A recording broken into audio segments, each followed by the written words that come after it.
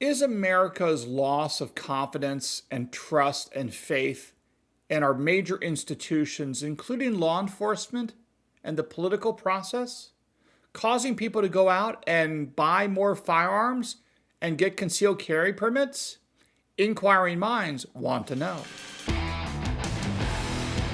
Hey folks, I'm Mark Smith, host of the Four Boxes Diner, best-selling author, constitutional attorney, and proud American gun owner. If you haven't subscribed to the Four Boxes Diner Second Amendment channel, please do so and show your love for the right to keep and bear arms.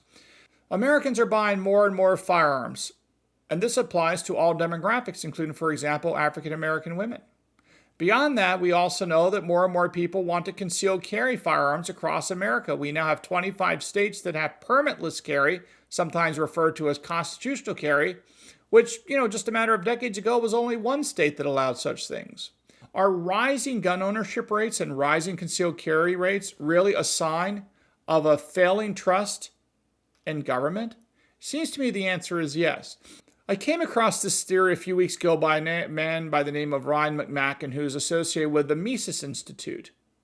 For those of you who don't know Ludwig von Mises, he's one of the famous Austrian economists, and by Austrian I mean a school of thought that generally means less government is better. Free markets are generally better. But we won't talk about Austrian economics in this video. We can talk about that another time. So if you look at Ryan McMacken's theories, he really shows through some evidence that there's a reduction in faith in government and other major institutions across the board here in the United States.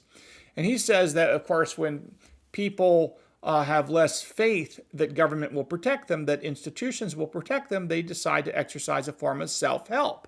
Now, you and I have talked about this repeatedly on this channel, that you are your own first responder. That is the one message that I think you all have to take away from this channel. You are your own first responder, whether you like it or not. And by the way, I'm going to digress slightly. Just yesterday, we saw what happened in New York with Salman Rushdie, the famous novelist who had a fatwa, which is a bounty, placed on him by various folks that wanted him punished for a book he wrote called, I think, The Satanic Verses, many decades ago, which some people argue was blasphemous to the Prophet Muhammad in violation of the religion of Islam.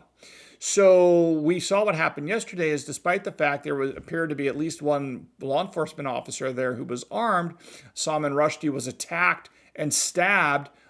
He's still alive, and I hope he makes it, and I wish him all the best.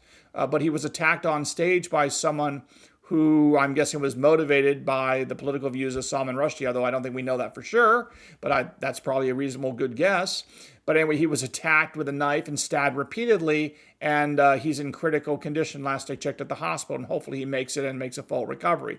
But the bottom line is, more and more people see situations like this where even if you have law enforcement present, people still get hurt. That assumes they show up. We saw what happened in Uvalde, Texas, with over 300 people, 300 law enforcement officers showing up and not protecting the children for almost an hour, if not longer.